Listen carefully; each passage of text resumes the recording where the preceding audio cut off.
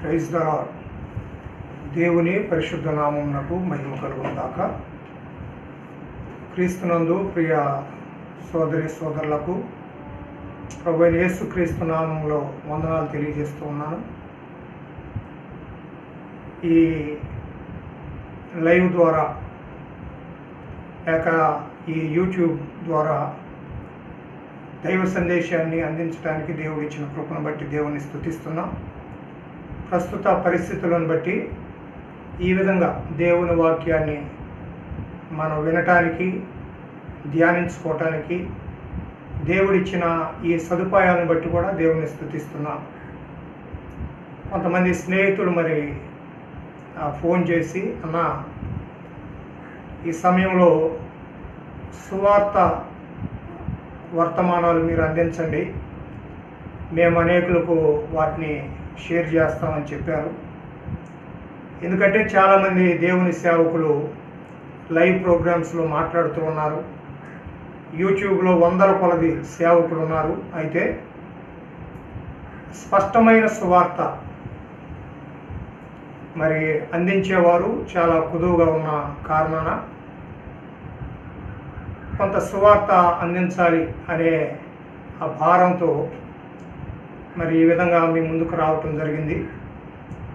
ప్రతిదినం కూడా ఒక్క వ్యక్తికైనా సువార్త చెప్పాలి, ఒక్క వాక్యమైన హృదయంలో భద్రం చేసుకోవాలి అనే నినాదంతో నేను ముందుకు వెళ్తున్నాను.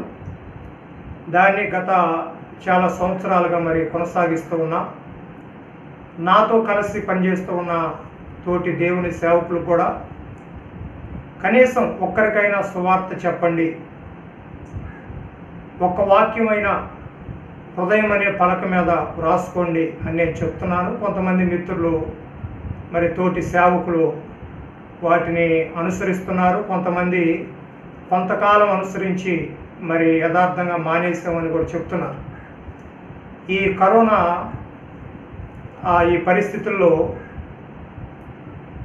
మరి సువార్త చెప్పటానికి, బహిరంగంగా వెళ్ళి సువార్త చెప్పటానికి బహిరంగ సభలు ఇవన్నీ కూడా నిలుపు చేయబడిన కారణాన వ్యక్తిగతంగా మరి నా మట్టుకు నేను వీలైనప్పుడల్లా బయటికి వెళ్ళి ఎవరినో ఒకరిని పట్టుకొని వారికి షార్ట్ గాస్పెల్ ఒక 3 నుండి 5 నిమిషాల్లోపు చిన్న సువార్త అందించి, వారు ఏదైనా అవసరతలో ఉంటే వాటిని సాధ్యమైనంత వరకు తీర్చి మరి నా మట్టుకు నేను కొనసాగుతూ ఉన్నాను. మరి సేవకులంగా మనం ఇలాంటి తరుణాల్లో ఇతర సేవకుల్ని ఆదుకోవటం, తర్వాత ఎక్కువ సమయం ప్రార్థనలో, వాక్య ధ్యానంలో గడపటానికి దేవుడు అద్భుతమైన సమయాన్ని మనకి అనుగ్రహించాడు. మంచిది. మరి కొంత సువార్తను నేను అందిస్తూ ఉన్నాను. దేవుని సేవకుల యొక్క కుటుంబాల్లో సైతం మరి రక్షణ పొందని వారు, ఇంకా మారు మనసు పొందని వారు, నేను పరలోకానికి వెళ్తాను అనే నిశ్చయత, నిరీక్షణ లేని వారు చాలామంది ఉన్నారు. అలాంటి వారు ఈ సమయంలోనైనా ఈ సువార్తను విన్నప్పుడు కొంత కదిలించబడతారనే ఆలోచనతో, ప్రార్థనతో ఈ విధంగా మీ ముందుకు రావటం జరిగింది. దేవుని యొక్క వాక్యంలో హెబ్రీయులకు రాసిన పత్రిక 9వ అధ్యాయం మరి 26వ వచనాన్ని, ఒక వాక్యాన్ని నేను చదివి సువార్త అందిస్తాను. హెబ్రీ పత్రిక 9వ అధ్యాయం 26వ వచనం. అయితే ఆయన యుగముల సమాప్తి యందు తను తానే బలిగా అర్పించుకొనుట వలన పాప నివారణ చేయుటకై ఒక్కసారి ప్రత్యక్షపరచబడెను. పాప నివారణ అనే పదం మనం పట్టుకొని కొంత సువార్తను ధ్యానం చేద్దాం. పాప నివారణ చేయుటకై ఆయన ఒక్కసారి ప్రత్యక్షమాయెను. యేసుక్రీస్తు వారి యొక్క ప్రత్యక్షతలు, ప్రభు యొక్క ప్రత్యక్షతలు పాత నిబంధనలో కూడా మనం చూడగలం. మీకా గ్రంథం 5వ అధ్యాయం 2వ వచనంలో పురాతన కాలము మొదలుకొని శాశ్వత కాలము వరకు ఆయన ప్రత్యక్షమగుచూ వచ్చాను అనే మాట మనం చదువుతున్నాం. కాబట్టి యేసుక్రీస్తు వారు శరీరధారిగా ఈ లోకానికి వచ్చి 2000 సంవత్సరాల క్రితం అయినప్పటికీ ఆయన ఉన్నవాడు, మహిమలో ఉన్నవాడు, పరలోకములో తండ్రితో కూడా ఉన్నవాడు, వాక్య స్వరూపిగా ఆయన ఉన్నవాడు. అయితే కాలము సంపూర్ణమైనప్పుడు ఆయన శరీరధారిగా లోక రక్షణార్థమై ఆయన మానవుడుగా ఆయన ప్రత్యక్షమయ్యాడు. ప్రభు యొక్క ప్రత్యక్షతలు పాత నిబంధన 39 పుస్తకాల్లో కూడా మనం చూడగలం. ఎక్కువగా ఆయన వాక్కుగా ఆయన ప్రత్యక్షమవుతూ వచ్చాడు. ప్రవక్తల దగ్గరికి, భక్తుల దగ్గరికి వాక్కుగా ఆయన ప్రత్యక్షమవుతూ వచ్చాడు. ఆయా సందర్భాల్లో దూతగా ఆయన కనబడినట్లుగా కూడా పాత నిబంధనలో మనం చూడగలం. అయితే ఆయన క్రొత్త నిబంధనలో యేసుక్రీస్తు వారి యొక్క శరీరధారిగా ఒకే ఒక్కసారి ఆయన ప్రత్యక్షమయ్యాడు. ఎందుకు ప్రత్యక్షమయ్యాడు అంటే చాలా కారణాలు క్రొత్త నిబంధనలో మరి చెప్పబడ్డాయి. అవన్నీ ప్రస్తుతం నేను ప్రస్తావించలేను. కానీ యేసుక్రీస్తు వారు ఎందుకు ప్రత్యక్షమయ్యాడు అని అంటే మానవ పాపాన్ని నివారణ చేయుటకు అనే మాట మనం చూస్తున్నాం. ఈ కరోనా సీజన్లో మరి ప్రధానమంత్రి మోడీ గారు ఒక మాట అంటున్నారు. కరోనాని కట్టడి చేయటానికే లాక్డౌన్ అనేది నివారణ ఒక్కటే మార్గం, అది లాక్డౌన్. ఇళ్లలో నుంచి బయటికి రాకుండా ఉండటమే కరోనాని మనం కట్టడి చేయొచ్చు, కరోనా బారిన పడకుండా ఉండవచ్చు అని తెలియజేస్తూ ఉన్నారు. తర్వాత ఒకవేళ రేపో మాపో ఈ వ్యాక్సిన్ కనుక్కున్న తర్వాత, దీనికి నివారణ కనుక్కున్న తర్వాత ఆ పద్ధతి మార్చి మరి ఆ నివారణ కొరకు ఈ వ్యాక్సిన్ తీసుకోండి అని చెప్పవచ్చు. అయితే పాప నివారణ ఎలా జరుగుతుంది? కరోనాకి చాలామంది భయపడుతున్నారు. ఈవెన్ చాలామంది మరి ఇళ్లలో పని మనుషులను కూడా ఆపేసి పేపర్ కూడా వేయించుకోకుండా, ఎవరిని ఇళ్ళకి రానియకుండా చాలా పగడ్బందీగా మరి ప్రాణభయంతో ఉన్నారు. నాలాంటి వారు కొంతమంది మరి అంత జాగ్రత్తలు తీసుకోకపోయినా దేవుని మీద ఆధారపడి మమ్మల్ని కలుసుకోవటానికి వచ్చేవారితో మాట్లాడుతున్నాం, దేవుని వాక్యాన్ని అందించి బలపరుస్తున్నాం.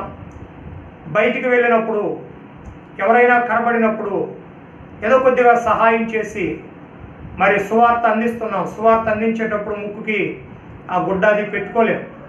స్పష్టంగా సువార్త దేవుని మీద ఆధారపడి దేవుని మీద భారం వేసి అందిస్తున్నాం.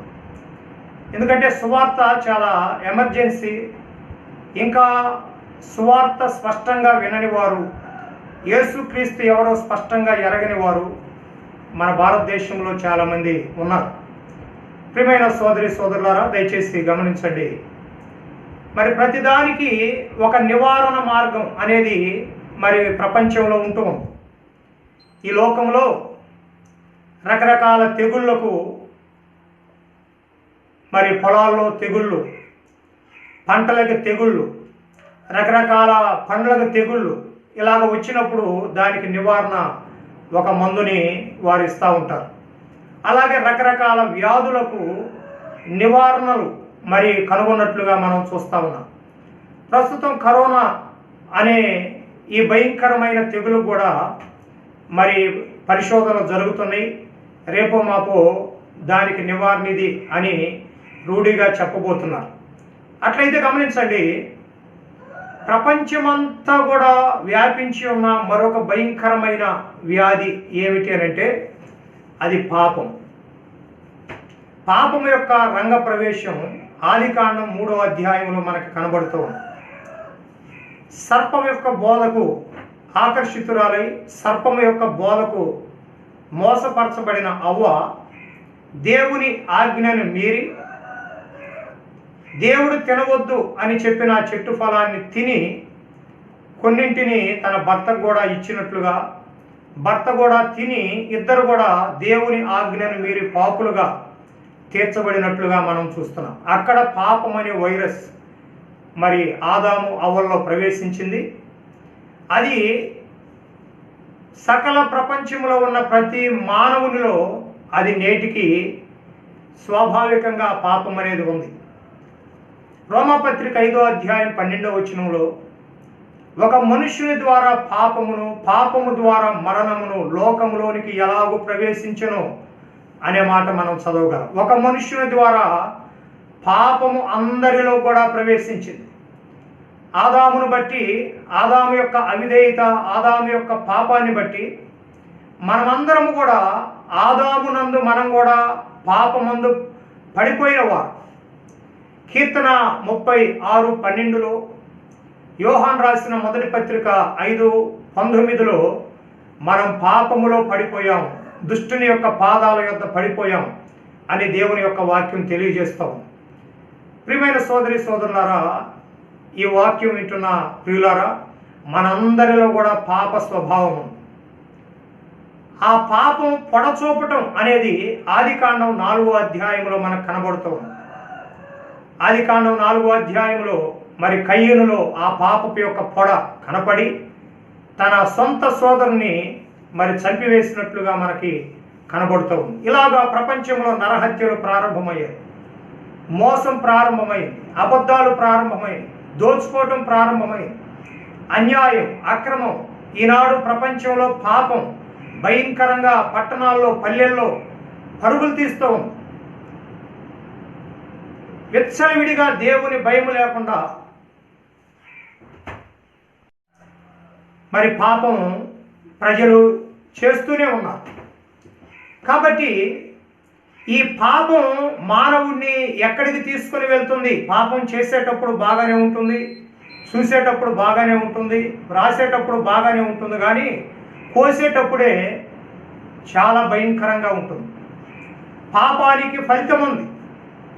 రోమపత్రిక 6:23లో వాక్యం తేటగా తెలియజేస్తుంది, పాపము వల్ల వచ్చు జీతం మరణము అని.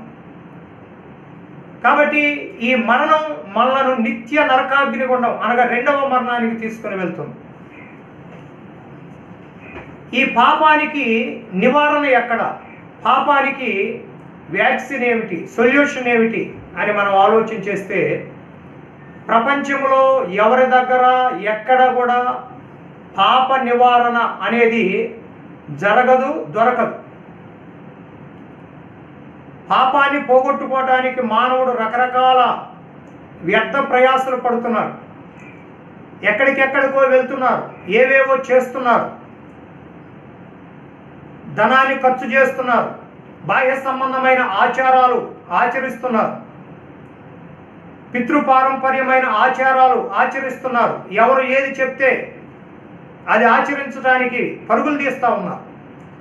అయితే పాపం నివారణ ఎవరిలో ఉంది, ఎవరి ద్వారా జరుగుతుంది అని అంటే మూలవాక్యంలో మనం చదివాము. యేసుక్రీస్తు వారు ఆయన మానవుల యొక్క పాప నివారణ చేయటానికి ఆయన ప్రత్యక్షమయ్యాడు. ఆయన ఆదిలో ఉన్నవాడు, వాక్స్వరూపిగా ఉన్నవాడు, సమస్తమును సృష్టించిన సృష్టికర్త అయిన దేవుడు ఆయన. కొలస్సై పత్రిక 1వ అధ్యాయంలోను, హెబ్రీ పత్రిక 1వ అధ్యాయంలోను, యోహాను సువార్త 1వ అధ్యాయంలోను యేసుక్రీస్తు సృష్టికర్తగా మనం చూడగలం. ఆయన ద్వారా సమస్తమును కలిగెను, కలిగినది ఏది ఆయన లేకుండా కలగలేదని యోహాను సువార్త 1వ అధ్యాయం 3-4 వచనాల్లో తేటగా వ్రాయబడి ఉంది.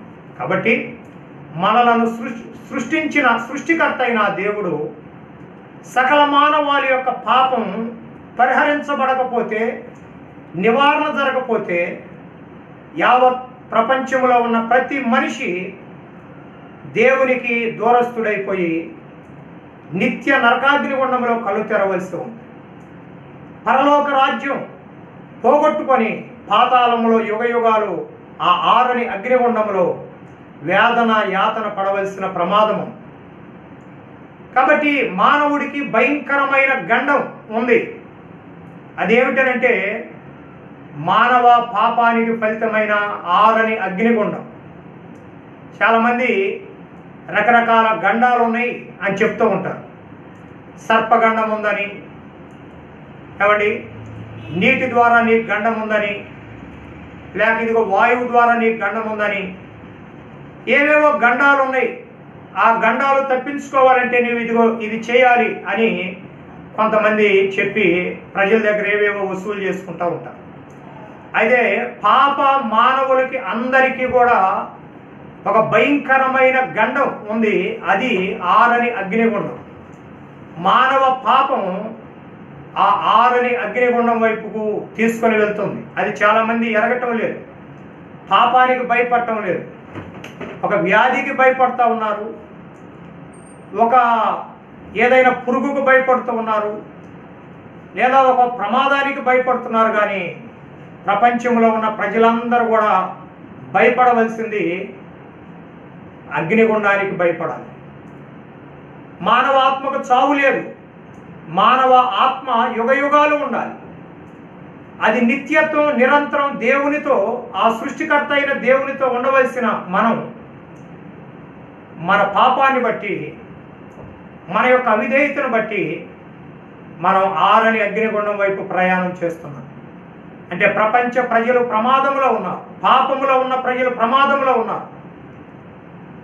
ఆ ప్రమాదాన్ని పెద్దగా పట్టించుకోవటం లేదు, లెక్క చేయటం లేదు. ఆ ప్రమాదము నుండి తప్పించటానికి, ఆ పాపము యొక్క నివారణ చేయటానికి సృష్టికర్త అయిన దేవుడు శరీరధారిగా ఈ లోకానికి ఆయన దిగి వచ్చాడు. పాపము లేనివాడుగా ఆయన జన్మించాడు. పాపరహితుడుగా ఆయన జీవించాడు. మానవుడు ఎలా జీవించాలో మానవ విలువలను ఆయన జీవించి బోధించి మానవాళికి ఒక చక్కటి మాదిరిని ఆయన ఉంచిపోయాడు. యేసుక్రీస్తు వారు అనేకమైన అద్భుతాలు చేశాడు. పరలోక విషయాలు ఆయన బోధించాడు. దాన్ని పోగొట్టుకుంటే పొందబోయే భయంకరమైన పాతాళం, నరకముల గురించి యేసు ప్రభువారు గట్టిగా ఆయన బోధించాడు. ప్రియమైన సోదరి సోదరులారా, ఆలోచన చేయండి. మానవ పాపాన్ని పరిహరించడానికి మానవుడుగా ఆయన అవతరించాడు. మానవ పాపాన్ని పరిహరించడానికి, మానవుని రక్షించడానికి 10 అవతారాలు అవసరం లేదు. ఒకే ఒక్క అవతారం దేవుడు మానవుడుగా యేసుక్రీస్తుగా ఆయన అవతరించాడు. అవతారము అంటే అది సంస్కృత పదం, 2 పదాల కలయిక, ఔ ప్లస్ తార్.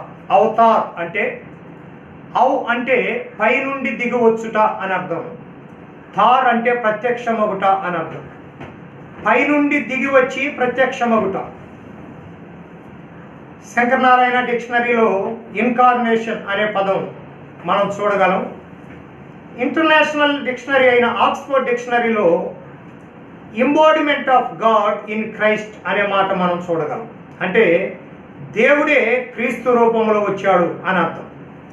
కాబట్టి దేవుడు, సృష్టికర్త అయిన దేవుడు, మానవ నిర్మాణకుడైన దేవుడు మానవాళి పాపములో చనిపోయి నరకానికి వెళ్ళటం ఆయనకి ఇష్టం లేదు కనుక ఆ పాపానికి పరిష్కారం చేయటానికి, నివారణ చేయటానికి ఆయనే శరీరధారిగా, యేసు క్రీస్తుగా, యేసు అంటే రక్షకుడు అని అర్థం, మానవాళిని పాపముల నుండి రక్షించడానికి వచ్చిన ఏకైక జగద్రక్షకుడు ప్రభు అయిన యేసు క్రీస్తు వారు. యోహాను రాసిన మొదటి పత్రిక 3వ అధ్యాయం 5వ వచనంలో పాపములను తీసివేయుటకు ఆయన ప్రత్యక్షమాయను అనే మాట చదవగలం.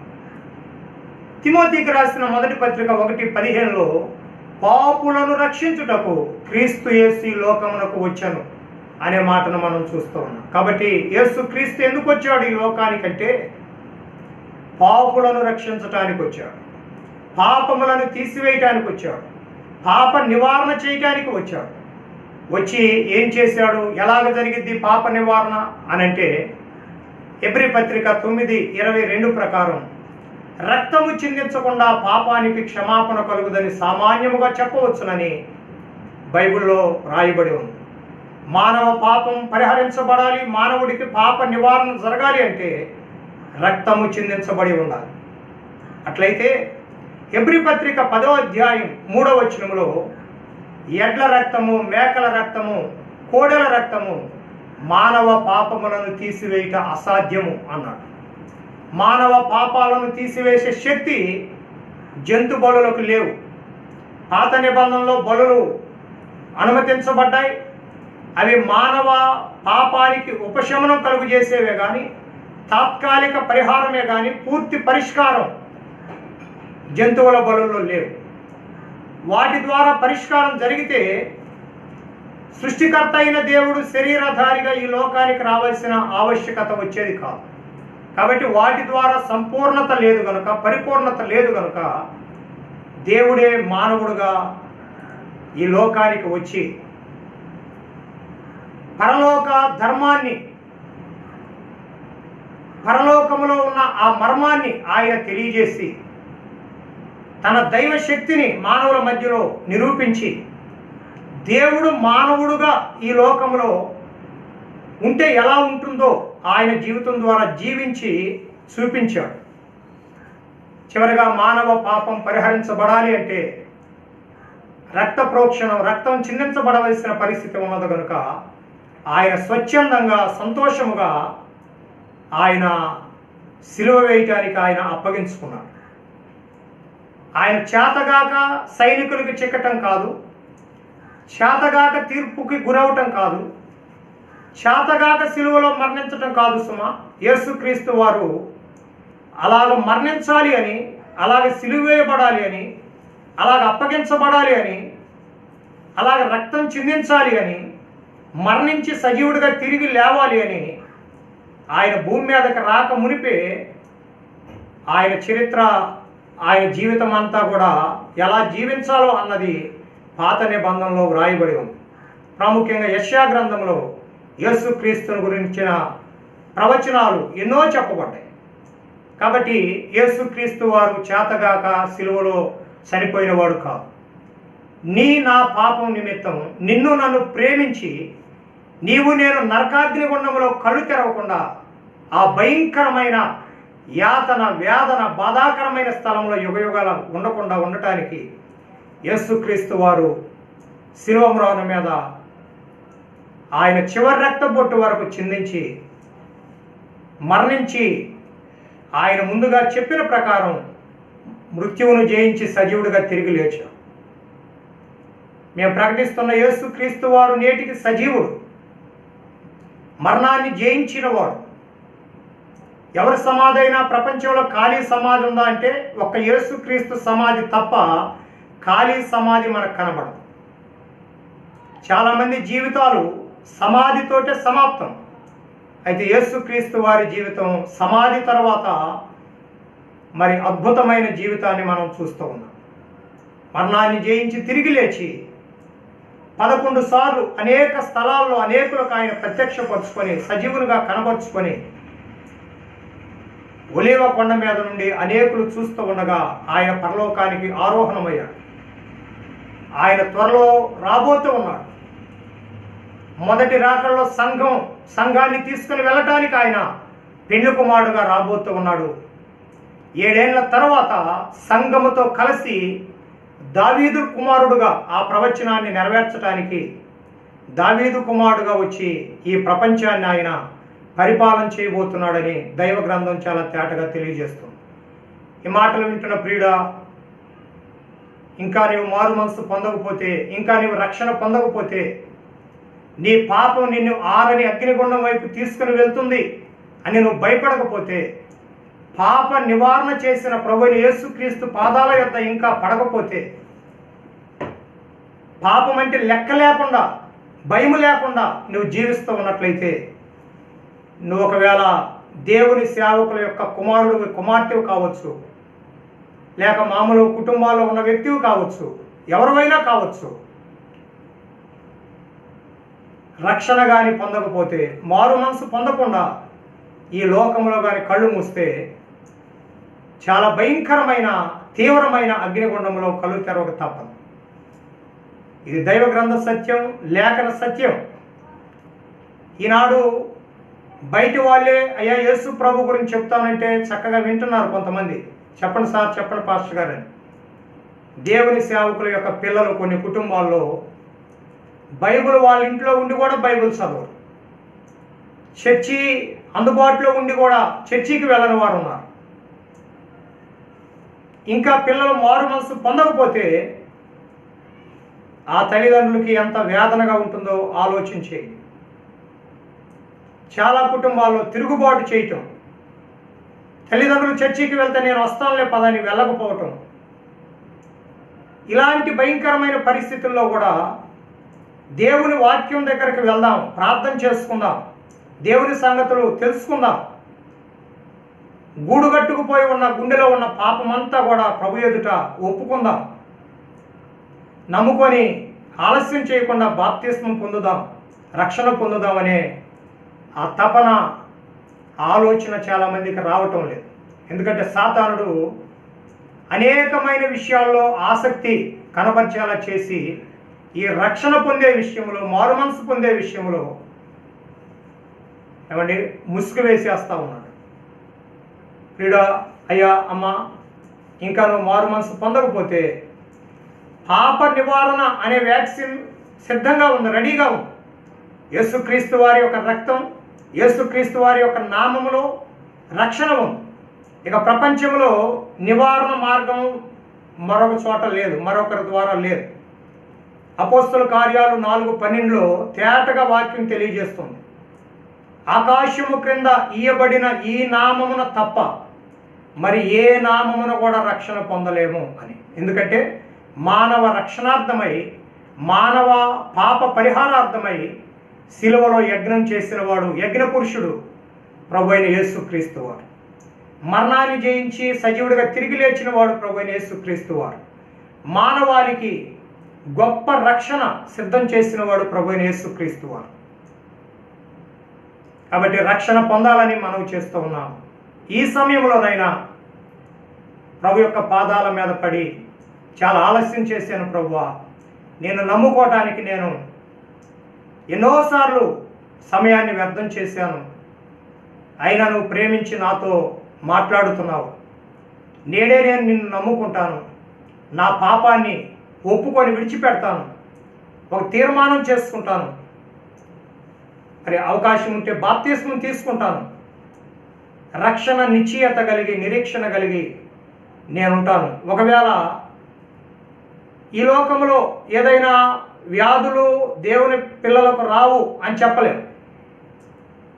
వ్యాధులు రావచ్చు, బాధలు రావచ్చు, సమస్యలు రావచ్చు, తుఫాను వచ్చింది, అది అందరికీ సంబంధించింది. ఇలాంటి వ్యాధులు కూడా ఒక్కొక్కసారి దేవుని బిడ్డను కూడా తాకొచ్చు. అయినా ఈ లోకంలో కళ్ళు మూసిన రక్షణ పొందినట్లయితే, ప్రభువుని నమ్ముకున్నట్లయితే మరుక్షణం నువ్వు పరలోకంలో కళ్ళు తెరుస్తావు. ఈ మరణానికి నువ్వు భయపడాల్సిన ప్రసక్తి లేదు. భయపడాల్సింది దేనికంటే పాపానికి భయపడాలి. పాప ఫలితమైన నిత్య నరకాగ్ని గుండానికి వెళ్ళిపోతానేమో అని భయపడాలి. మరణానికి భయపడాల్సిన పని లేదు. మేము మరణానికి భయపడం. కాబట్టి మరి మా ఇంట్లో ఉన్న మా 3 బిడ్డలు కూడా వారు యవ్వన కాలంలోనే రక్షణ పొందారు. మా ఇంట్లో వారు అందరూ రక్షణ పొందినవారు. మాకు భయం లేదు. ఈ లోకంలో కళ్ళు మూసుకున్న నిత్య రాజ్యంలో ఉంటాం, మహిమలో ఉంటాం, ప్రభు యొక్క ముఖదర్శనాన్ని చేస్తాం అనే నిరీక్షణతో మేము జీవిస్తూ ఉన్నాం.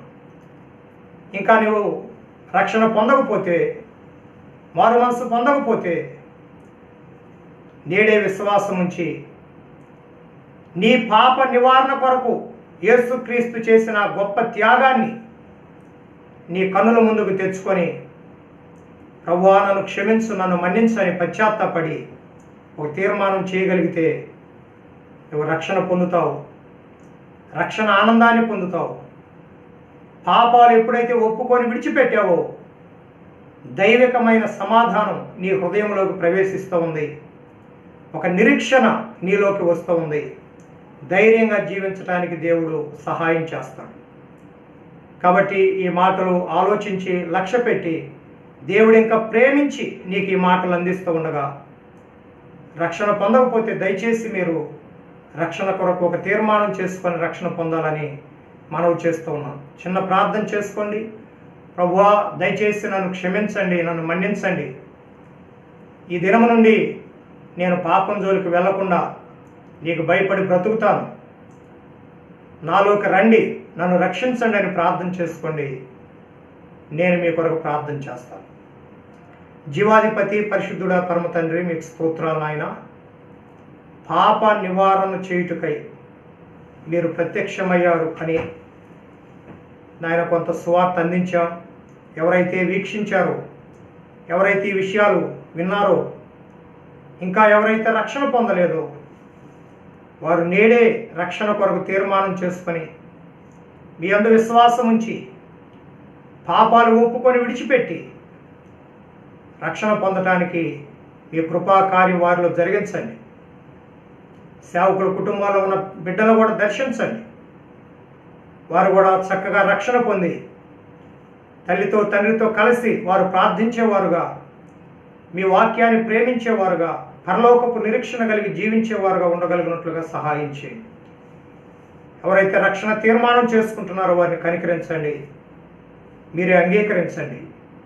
మహిమ ఘనత ప్రభావాలు మీకు ఆరోపిస్తూ యేసు నామమున స్తోత్రములు చెల్లించి ప్రార్థించి వేడుకొంచున్నాము తండ్రి.